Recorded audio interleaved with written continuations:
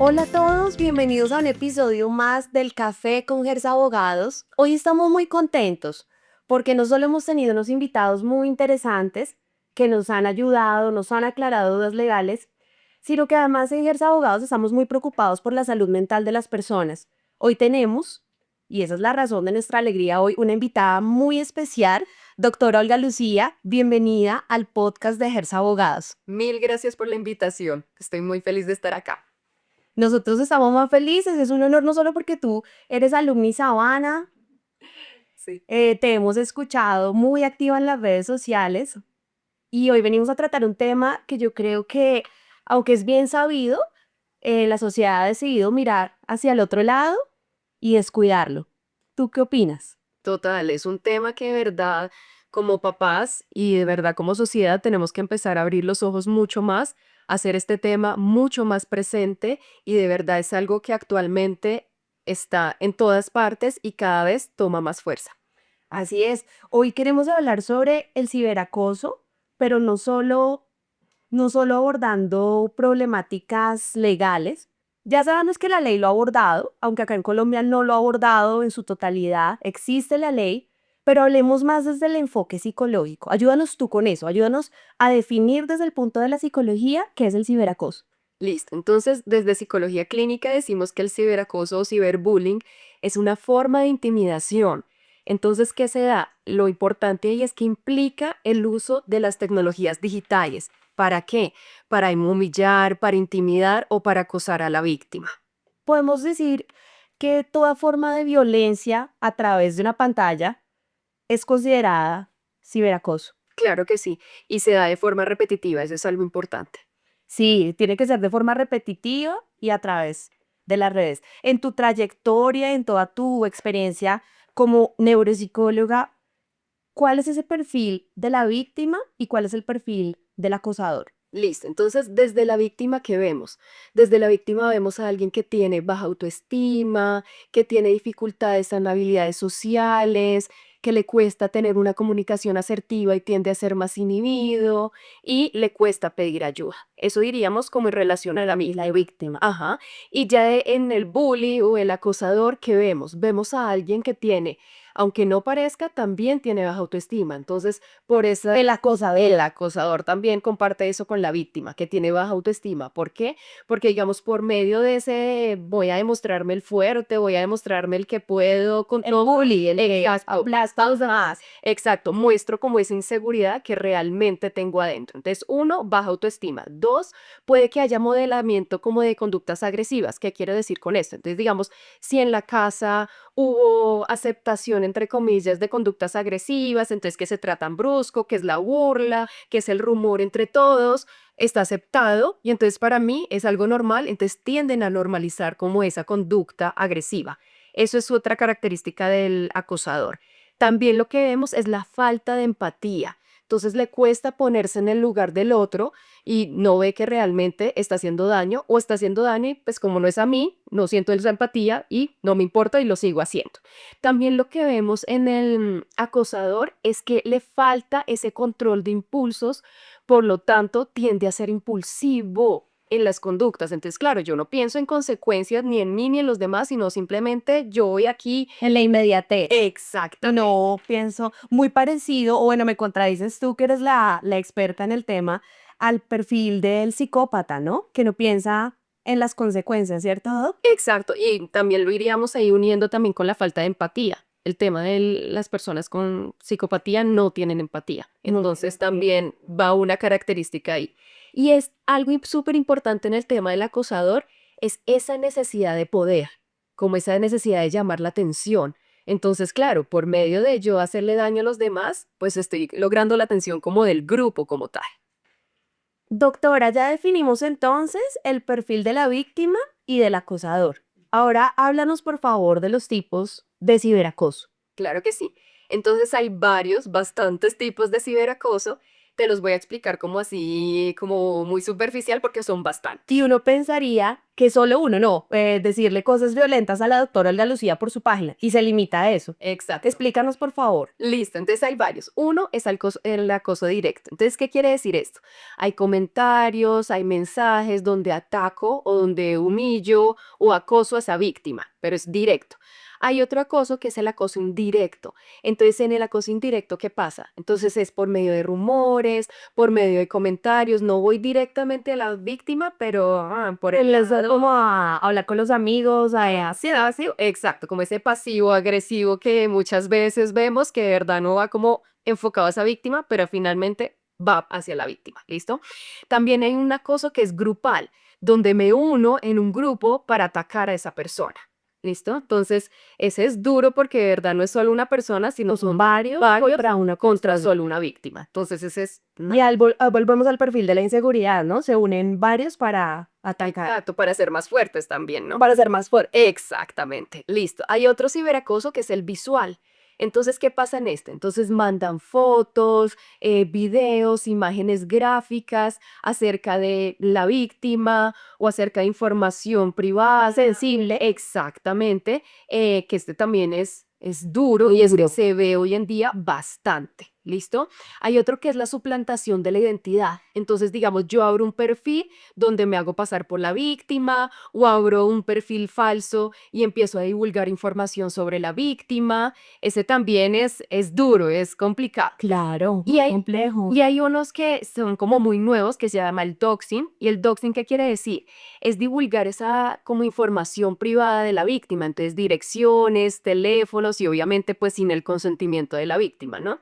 Y el trolling que es hacer comentarios, como sí, dar mensajes en blogs y como en Como lo me gusta sí, esta página. comunidades, pero no, no, tú como persona te metes como a un blog y empiezas a divulgar de la víctima.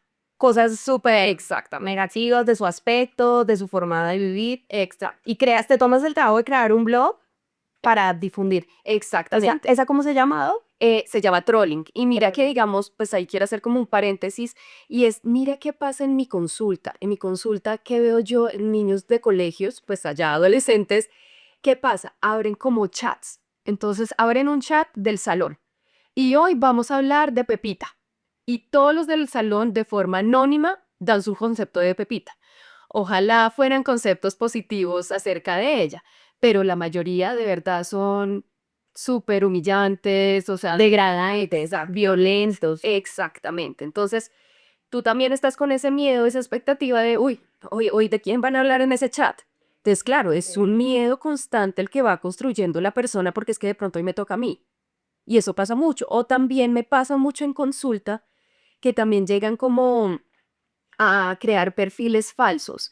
No de pronto como para haciéndose pasar por la víctima, pero lo que pasa es que, digamos, hacen un perfil que yo me llamo Ana.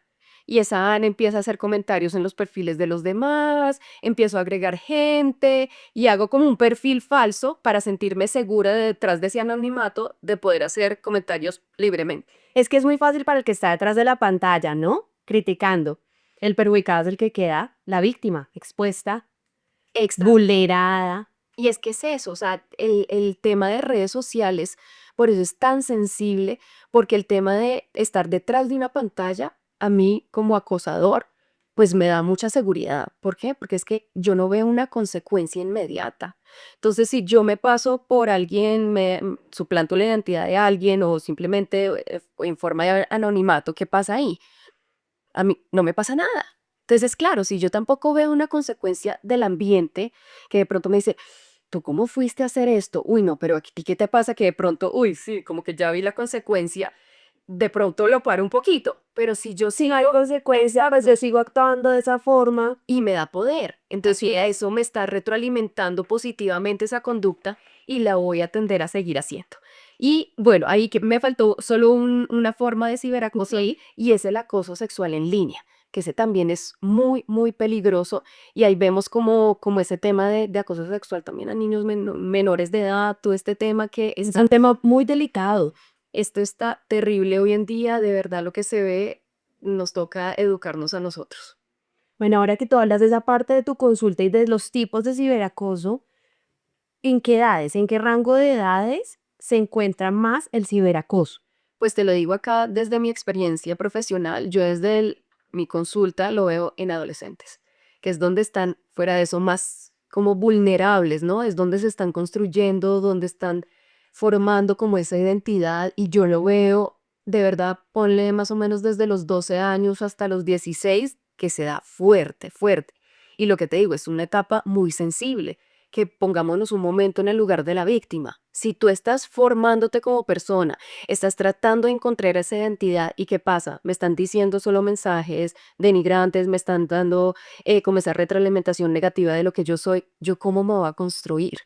Entonces, claro, o sea, tenemos que tener mucho cuidado porque ahí es donde más desarrollo del cerebro hay, como ese otra vez, como ese boost, como de desarrollo cerebral, de conexión, exactamente. Entonces, es una etapa que es muy difícil para los adolescentes víctimas y fuera de eso, pongamos el victimario, ¿qué está pasando también? Se está formando una identidad a partir de qué. O sea, Pues de ambos lados, ¿no? Y lo que tú dices, la pregunta que se debe hacer uno como papá o como sociedad es qué está pasando desde el perfil del acosador, porque ahí también hay un daño. exactamente, entonces mira que esto lo tenemos que ver como algo, como un contexto, ¿no? O sea, no solamente sí, Algo desprendido. exactamente, y no solamente pobre la víctima, sí, nos tenemos que enfocar en la víctima, sí, claro, dice que sí, pero no es lo único. Hey, víctima, familia, colegio, la parte social, el victimario, Es transversal. exactamente, entonces nos toca ver de verdad esto como un fenómeno como contextual, o sea, no solamente desde una persona. Sí, así es. Lo que arrancábamos diciendo al principio, tenemos las leyes, bueno, sí, muy bonitas las leyes, ya nadie cree en eso, ¿no? La gente no le gusta denunciar, la gente no. ¿Qué papel juega en las personas que están en torno a la víctima? ¿Qué papel juega el colegio? ¿Qué papel juegan los papás, los amigos? ¿Cómo intervienen? Listo, entonces es súper importante. Entonces vamos a ver primero papás. Sí o sí tienen que tener, y me pasa a mí como mamá, Sí. tenemos que empezarnos a educar digitalmente. ¿Qué pasa? Esto va evolucionando y va de verdad el tema de los términos, todo lo que se maneja detrás, digamos, de un emoji. Para mí el corazoncito es un corazón. Solo un corazón, sí, en nuestra época era un corazón. No vean emojis, no veo WhatsApp. Ah, bueno, sí, y fuera de eso, hoy si yo uso un emoji, pongo el corazón morado porque a mí me encanta el morado, entonces me parece bonito el corazón morado, Morado. pero cada emoji tiene un significado detrás. Entonces, si nosotros como papás no conocemos, yo estoy viendo, ah, mi hija está poniendo el corazoncito morado, ay, qué bonita, le gusta el morado como a mí. A ti es que tiene un significado, Doc, Sí, sí, ok. exacto, no me lo sé, por eso digo que yo también me incluyo a ese, pero cada corazón y cada emoji tiene un significado detrás. Entonces, si nosotros no conocemos, pasa lo que me está pasando a mí, simplemente es lindo, ay, sí, se mandó un corazoncito, se mandó tal y tal, pero detrás eso tiene un fondo. Y si nosotros no lo conocemos, de pronto son claves que nos está mostrando el contexto, de pronto a mi hijo le está pasando algo, y no es simplemente el corazoncito que el corazoncito que todo el mundo le pone, ay, todo como lo quieren y quién sabe qué habrá detrás, no sé. Entonces, uno, se diga, necesita, tenemos que educarnos nosotros como papás y yo sé que esto va volando el tema de la era digital, pero nosotros también nos tenemos que poner al día. ¿Por qué? Pues por la salud mental de nuestros hijos. Entonces, eso en primer lugar. Dos, el tema de comunicación. Tenemos que tener una comunicación abierta con nuestros hijos. ¿Qué pasa hoy en día? Nuestros hijos llegan y los adolescentes Los adolescentes no hablan. llegan a la casa y ¿qué es lo primero que hacen? Pues se encierran en su casa Encerrarse. con el computador, con el celular, exacto. ¿Y uno qué? ¿Qué pasó? ¿Cómo te fue en el colegio, hijo? ¿Viejo te fue a la universidad? Son inexpresivos, ¿no? Exactamente. Entonces, tenemos que tener esto, de verdad es como súper controversial en mi consulta. Yo les digo, no computadores dentro del cuarto y sacar el celular tipo, pues por mí a las 6 de la tarde, pero obviamente no va a pasar, pero sacar el celular del cuarto por ahí 9 de la noche. Eso no pasa hoy en día. No. No pasa, no pasa. Y es muy difícil educar a un adolescente que ha venido con el celular y con el computador en el cuarto 3, 4 años a decirle, ay, no, desde hoy vas a sacar el computador y el celular. Es muy difícil. Y que son hijos de esta época, ¿no? En las tecnologías, de la era de la tecnología. Exactamente, pero si nosotros como papás no sabemos en qué están nuestros hijos, va a ser muy difícil. Entonces, uno, La educación digital, exacto, el acompañamiento. exacto. Y en acompañamiento me iría también de la mano como de límites. Tenemos que poner límites en el tema digital. ¿Por qué? Porque lo que mismo, o sea, los adolescentes de hoy en día duermen con el celular aquí en la oreja. Entonces, si me está mandando un mensaje a las 2 de la mañana, yo tengo que ver qué está La pasando. inmediatez, ¿no? Exactamente. Y también ese miedo de quedarme afuera de lo que está pasando en el grupo, ¿no? Entonces, si yo no veo el mensaje en este momento, pues, ¿qué va a pasar? Entonces, no, me quedé fuera del chisme o lo que sea. Pero entonces, sí o sí, acompañamiento con límites, también es súper importante. Y también esa comunicación en relación a qué hacen nuestros hijos en redes. O sea, pilas con el tema de contraseñas, que de verdad nosotros conozcamos y, o sea, obviamente tenemos que supervisar, sí, guardar como cierta intimidad de nuestros hijos, pero sí tenemos que saber en qué están nuestros hijos. Entonces, eso en relación como a los papás. A la familia. Exacto, familia. En relación al colegio, que es importante, digamos, hay lo que tú decías, el tema de las leyes. Hay una ley que me puede que me esté equivocando, pero creo que es la 1620, Sí, 2013, 2020, ¿sí? 2013. Esta, que es sobre la convivencia escolar. Entonces, ¿qué es lo que propone esta ley? Habla del tema de promover una buena convivencia escolar, que la idea es que hayan protocolos de prevención y de atención al ciberacoso, que haya también capacitación a docentes y a estudiantes en relación al ciberacoso. No sé qué tanto en todas las instituciones educativas haya esto. Eso te iba a decir, eso es como el comité de convivencia cuando te sientes acosado laboralmente. En las empresas tienen sí o sí que tener su comité de convivencia. Entonces, si yo como empleada me siento acosada, radico la queja con ellos. ¿Sí? Qué bueno que existiera. Cuando tú hablas de que eso se aplique en la realidad, no pasa. No conozco, o por lo menos en los colegios donde yo he estado, no he visto este comité. No Ok, sé.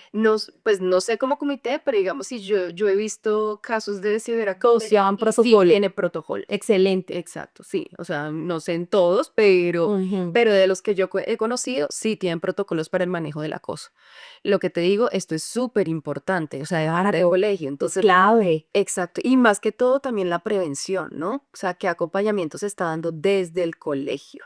Eso es súper importante. Es que ellos pasan en la casa un tiempo, pero si tú calculas cuánto pasa un menor en el colegio, ¿cuántas horas, Doc? ¿10 horas? Total. Si se quedan extracurriculares, 11. Y si lo multiplicamos en semanas, meses, años, media vida, uno en el colegio o en la universidad, ¿no? Exacto. Y ahí lo uno con lo que estás diciendo, con el tema social, ¿no? El tema de los amigos, qué papel juega en todo esto. Entonces, súper importante lo que tú dices. Nosotros estamos un tramo con un trayecto muy Porque se muy mínimo. exactamente con nuestros hijos, pero los amigos están ahí con ellos. Entonces, también tenemos que trabajar en esa relación de amistad. ¿En qué sentido? En que sean apoyo, que de verdad escuchen, porque muchas veces los que se enteran del ciberacoso son los mismos amigos antes que los papás o los docentes. Entonces, si ellos no saben qué hacer, no, pues yo aquí me quedo callado pues para evitarme problemas, no, pues yo no me quiero meter en eso, no, yo mejor aquí quietico. No, toca enseñarles qué hacer en ese tipo de situaciones y ahí también estamos trabajando prevención. ¿Qué hacemos? Ey, hay que denunciar, hay que pedir ayuda. El silencio no sana, el silencio no soluciona. Entonces, si ellos saben qué hacer en este tipo de situaciones, se los aseguro que también como que se acercan a esta situación de una forma diferente. Es que el silencio es como, no sé cómo decirlo, como una norma de conducta entre los, no de quejas, no, no se queje, o no sea nena, o no llore. Entonces la gente se acostumbra a callar. Exactamente, y lo mismo, es que si yo hablo, de pronto la víctima me puso, ah, ya, entonces yo aquí mejor. Yo mejor, Exacto, qué importante eso que tú dices de enseñarles a comunicar.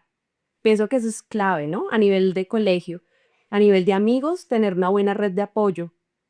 ¿Tú crees que de un ciberacoso una persona se puede recuperar? listo, entonces, ¿que se puede sanar el ciberbullying? Sí se puede. ¿Qué pasa? No, sanar no significa olvidar, sino es transformar. Entonces, ¿qué es esto? Entonces, uno es aceptar que me pasó, pero eso no me define como persona. Entonces, ¿qué aprendizaje puedo tener de esta experiencia? Entonces, ¿cómo se sana? Uno, yo sí o sí recomiendo terapia, porque sí de verdad es un proceso que uno tiene que como que afrontar. ¿Por qué? Pues porque hay muchas cosas que dejaron acá como esa huella, ¿no? Y fuera de eso, entonces hay que volverte como a redefinir como persona. Entonces, yo no me defino en cuanto a lo que me estaban diciendo por medio de los mensajes o por medio de las imágenes, lo que sea, sino por mis aptitudes, por mis habilidades. Y esto es un proceso que toca día a día trabajarlo. Entonces, ¿qué se puede? Sí, sí se puede, pero es un proceso y de verdad, obviamente, dentro de todo, pues es un duelo que hay que pasar porque es que perdí de cierta manera mi identidad, lo que yo pensaba que era, por todas estas ideas que me metieron en la cabecita, que finalmente se lo termina creyendo. Que es que es muy fuerte. Y como es repetitivo en el tiempo y como las personas no tienden a hablar al principio, sino Has visto mucho eso en tus consultas? claro, y lo que te digo, el tema se normaliza cada vez más. Entonces, el tema, lo que yo te decía, como de los chats que hacen para hablar de los mismos del curso, eso lo ven como normal. Así como, Pues, vamos a exacto. Obviamente va mi miedo de que en qué momento me va a tocar a mí, pero es algo que existe y que se da, pues me toca vivir con eso. Entonces lo normalizo. Eso no es normal. No es normal que existan chats para hablar mal de la gente. Eso no está bien. Pero como yo lo veo en mi día a día, pues ¿qué pasa? Pues lo dejo ser. Entonces, eso es, y fuera de eso, hago parte de eso, ¿no? Cuando no me toca a mí, cuando no es exacto, yo estoy tranquila, a mí no han dicho no. yo y también opino, ¿no? Pero también con el miedito que quién sabe que mañana me toque a mí. Entonces, eso es lo que tenemos que tener mucho, mucho cuidado. Y el tema de las fotos es algo que yo veo también mucho en mi consulta y es, claro, la niña que le manda la foto al novio, Ay, sí, eso es, eso pasa un montón. Entonces, claro, mientras somos novios, nos amamos, nos queremos, pero ya después, vea, es que yo estuve con ella y quiere que yo le muestre las fotos de mi exnovio o lo que sea. Entonces voy y muestro, vea, es que este soy yo, este soy yo. Pero entonces ya no se lo compartí a mi amigo, sino al vecino. Y una entonces, cadena. exactamente, se vuelve una cadena. ¿Y qué hacen con esa información? Entonces, claro, yo de pronto se la mandé a mi novio pensando que pues íbamos a durar toda la vida y que no iba a pasar absolutamente nada, pero la realidad es otra. Entonces, también es esa educación a las personas sobre la privacidad. Eso es esencial. ¿Qué estamos haciendo con temas de privacidad? O sea, porque hoy en día pasa que puede que yo sepa el concierto y que mis papás me están diciendo, sí, no mande fotos, sí, no haga esto, sí, no haga, no haga, pero yo lo termino haciendo. Porque acordémonos que igual en la adolescencia hay como esa impulsividad. De que yo hago lo que yo quiero y yo estoy formando mi personalidad. Exactamente. Y pues el cerebro del adolescente es impulsivo, porque todavía esta parte prefrontal de la inhibición pues no se ha desarrollado bien. Entonces, claro, yo ni siquiera pienso en consecuencias, sino actúo. Entonces me pidió la foto, bueno, es mi novio, pues bien, la mando, pero no veo las consecuencias a mediano y a largo plazo. Y eso es lo que pasa. Mientras estoy de novia, perfecto, pero ya después, claro, se divulga esa información y eso de verdad es pesado. Tú dices que es recurrente en tus consultas para hacer un llamado a la gente, un llamado a la acción de que no hagan eso. Que es muy recurrente en tus consultas las fotos de que se envían por grupos, fotos, bueno, sin ropa, y es un caso que te consultan mucho. Exacto, exacto. Y ya cuando pasó, ¿no? O sea, obviamente uno trata también desde la consulta trabajar en prevención, pero esto es una constante, o sea, y lo que te digo, uno también busca pertenecer, busca como aceptación, ser aprobado, y pues si mi novio me pide esto, ¿cómo no se lo voy a dar? Como algo, lo que tú dices, ya lo normalizaron. Exactamente, entonces sí o sí es algo que tenemos que ponerle atención. Tú, ahora que tocas este tema, que me parece todo el tema del cuerpo, de tu imagen, de cómo tú te percibes, y eso aplica para hombres y mujeres, esto no es un tema de género, es para ambos lados.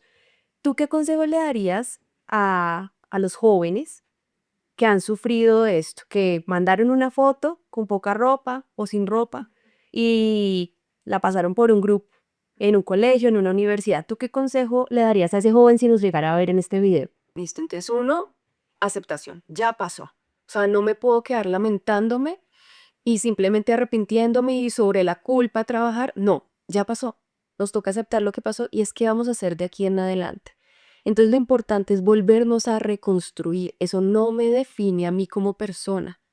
Eso sí, hizo parte de un momento, Es lo importante ahí es qué aprendizaje me dejó esa situación, qué aprendí de todo esto y cómo puedo seguir adelante. Nuevamente lo que yo te decía, ¿cómo me defino yo? Si yo tengo claro que no soy solo una foto, no soy solo una imagen, sino que hay más, exacto, sé que hay muchas más cosas y, o sea, muchos más valores y actitudes y aptitudes que tengo y esto sí, hizo una parte de mi vida, pero lo dejo y sigo. Pero si yo me quedo acá sobrepensando en el evento, desde la culpa, de ahí podemos ir a ya pasar a cosas como más patológicas, por lo que es importante sí o sí abordar esa situación.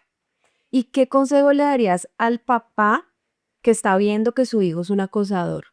Ok, entonces uno, o sea, darnos cuenta nosotros como papás qué tipo de educación estamos dando, lo que yo te decía. En muchas ocasiones lo que pasa es que desde casa normalizamos conductas agresivas. Entonces, evaluarnos desde acá, cómo estamos afrontando como esas conductas agresivas en la casa. Entonces, darle un nuevo significado, volver a corregir eso, acompañar. No juzguemos, porque tampoco es que lo haga de malo, sino simplemente hubo una historia de aprendizaje que lo llevó a generar ese tipo de conductas. Y si busca atención o busca ese poder, esa personita, es cómo lo redireccionamos a cosas que sean más adaptativas. Y sí o sí, terapia también. La terapia es clave, ¿no, Doc? Total, para acosador y para víctima, sí o sí, y para las familias, ¿no? El llamado es a eso, a alzar la voz, a no sentirse solos. Y uno como papá, tal vez el llamado sería a estar pendiente de sus hijos. Claro, uno en las obligaciones del día a día a veces no le permiten eso, pero nunca es tarde para acompañar a los hijos, ¿cierto, Doc? Total, mira, yo lo que le digo a mi hija es, cada día es una oportunidad para hacerlo mejor, porque es que uno siempre la va a errar, siempre, o sea, No existe la perfección. exactamente, y cada día levántense como con esa meta, hoy lo puedo hacer mejor. Sí, ayer la embarré, sí, ya pasó ayer, pero hoy lo puedo hacer mejor. Así es, así es. ¿Ya te viste la serie de Netflix? ¿Ya te viste Adolescente? Sí, sí, sí, sí, me toca.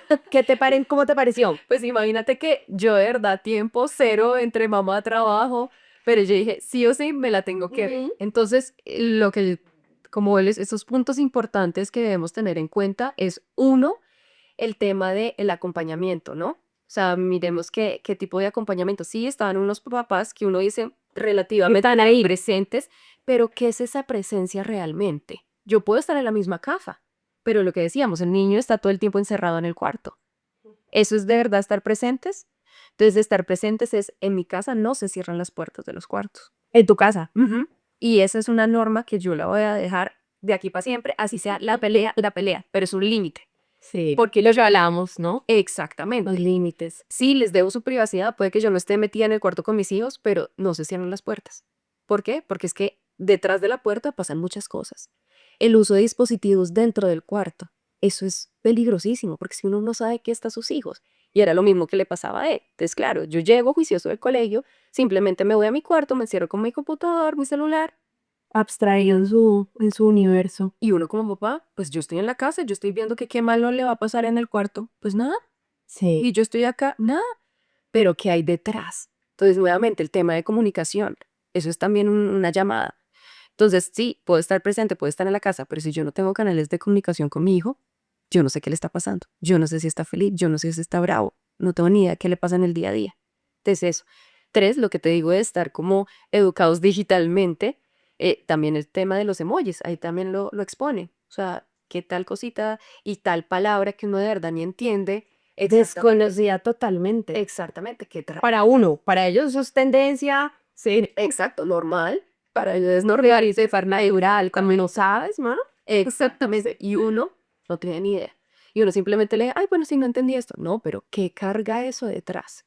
Entonces yo pienso que todo esto es llamadas de atención por todo lado y yo creo que por eso ha tocado tanto a los papás de esta serie, pero ojalá los toque no solamente momentáneamente, sino de verdad tomar acción. No solamente, Ay, tan chévere la serie. Y ahí nos quedamos. Y pensamos que no nos puede pasar. Y todos podemos ser víctimas de ciberacoso. exacto, Todos, hasta los adultos. Aunque tú me comentabas que lo hablábamos fuera de cámara, que en adultos no es recurrente, o sí. pero Gente de nuestra edad. mira, pues, o sea, digamos, en mi consulta es más adolescentes y niños, no te podría, pues, como generalizar, pero ¿qué veo yo? Y te lo digo como a nivel personal. digamos, hay muchos grupos, ¿no? Entonces hay grupos de mamás, hay grupos de grupos, bla, bla, bla, y el tema de los rumores sí se ve mucho ahí. Entonces, digamos, no, es que yo escuché, es que yo vi, y es que a mi amiga la trataron mal y a mí, pero realmente no son fuentes de información como confiable. Entonces ahí va nuestra responsabilidad como adultos de qué uso le damos a esas plataformas digitales. Y nosotros como adultos también tenemos que dar ejemplo a nuestros hijos, ¿no? Entonces, uno, tenemos realmente un uso responsable de esas plataformas. Dos, cuando vemos algo que no debería ser, tomo esa actitud de ese como, como digo yo, no la víctima ni el victimario, sino El que no me importa. exactamente. Entonces, como no es conmigo, exactamente. Entonces, yo me voy. Entonces, no, nosotros también como adultos tenemos que aprender a denunciar. Nosotros también tenemos que aprender como ese autocuidado en relación a las tecnologías digitales. Entonces, si yo le estoy exigiendo a mi hijo que no use el celular más de X tiempo y yo lo uso todo el tiempo, ¿qué ejemplo estoy dando? Entonces nosotros también como adultos tenemos que aprendernos a regular, porque nosotros le exigimos a nuestros hijos, pero nosotros estamos también dependientes de estas tecnologías, entonces, ¿qué clase de ejemplo estamos siendo? Entonces tenemos que tener mucho cuidado con eso. Muy cierto lo que estás diciendo. Para cerrar, Olga Lucía, se habla mucho sobre los derechos en ambientes virtuales. Entonces hablamos del derecho a la intimidad, derecho a la libre expresión, todo lo que va enlazado con la protección de los derechos en las redes, en la virtualidad. Si Olga Lucía no hubiese sido psicóloga y hubiese sido legisladora, senadora, ¿qué le implementarías tú desde tu experiencia a la ley en la actualidad? De las cosas que tú has visto y que tú dices, esto le hace falta a la ley, en esto no se está aplicando en los colegios. Ok, yo pienso que de verdad en cuanto a la ley deberían hacer como, no sé, una forma como de poder supervisar que se cumpla. Eso es lo primero, porque se ve muy lindo todo en un papel, ¿no? Sí, así O es. sea, divino, pero realmente, ¿qué mecanismos hay de seguimiento para esa ley? Pues desde acá, ¿no? Desde psicología, yo diría, Cierto. eso es lo primero. Dos, yo pienso que el tema de prevención es más importante. Si nosotros empezamos desde los niños que son pequeños a trabajar en prevención, estoy segura que se disminuirían los casos de acoso. Entonces yo, Desde chiquiticos. exacto, exacto, de cómo tratas mal al compañerito, cómo le pegas y cómo me río y si nuevamente, digamos, te lo pongo en mi caso, se cayó alguien y me muero de la risa. No, es que uno no se tiene que reír cuando la otra persona está sufriendo y que eso es como muy natural en la gente. Se cayó alguien y se mueren de la risa. Y yo digo, eso no es, porque es que ahí estás normalizando. Lo normalizamos. Exacto, la idea es normalizar conductas agresivas. Eso es una conducta totalmente agresiva y cero empática. Hablábamos de la empatía, ¿no? En vez de ayudarlo a levantar, yo me burlo. Exacto, es sí o sí el tema de prevención, el tema de cómo estás capacitando a esos docentes para estar atentos, de ver señales o esas como sí, como esas red flags del ciberacoso. Entonces, digamos, ahí también quisiera hacer como un paréntesis para hablar Claro que sí. como de esas red flags que vemos en los niños, ¿no? Entonces, ¿cuáles serían? Entonces, uno, si lo vemos, digamos, en cuanto al comportamiento social, entonces, ¿qué vemos? De pronto vemos a alguien que está como, se está aislando mucho más, de pronto está como más irritable, está triste, entonces vemos, uy, ahí está pasando algo, ¿listo?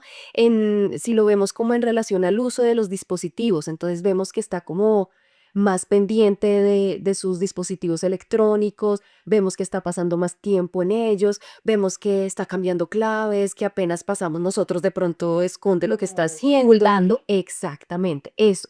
Y en relación a la parte como académica, entonces, ¿qué podemos ver ahí? Entonces, vemos que ya no quiere ir al colegio, vemos más ausencias, vemos que de pronto está bajando ese rendimiento, entonces vemos que de verdad están pasando varias cosas. Entonces, si nosotros como papás, como docentes, vemos, oiga, este niño ya lleva faltando tanto tiempo, oiga, yo lo he visto como más retraído, yo lo he visto como más aislado, veo esas red flags que me están diciendo, hey, acá está pasando algo. Y si nosotros tenemos la información, podemos actuar en un primer momento, no cuando ya todo explotó. Como papás en la casa, tenemos la responsabilidad de estar atentos a nuestros hijos. Exacto. Así es. Y que trae muchas consecuencias esto, ¿no? O sea, es importante que las conozcamos porque no es simplemente, ay, sí, te trataron mal una vez, pero pues sí, ya no pasó nada, no les pongas atención. que muchas veces como papás minimizamos lo que pasa. Entonces nos falta validar eso. O sea, pongámonos en la posición y en la situación de un adolescente que está en plena desarrollo y le están diciendo cosas malas de su físico, de su forma de ser. ¿Qué pasa ahí? ¿Cómo se estará sintiendo esa persona? Y entonces vemos que de verdad a largo plazo o mediano plazo también puede desarrollar como esos, como ciertas cosas a nivel emocional y a nivel físico. Entonces, digamos, a nivel emocional, ¿qué les puede pasar?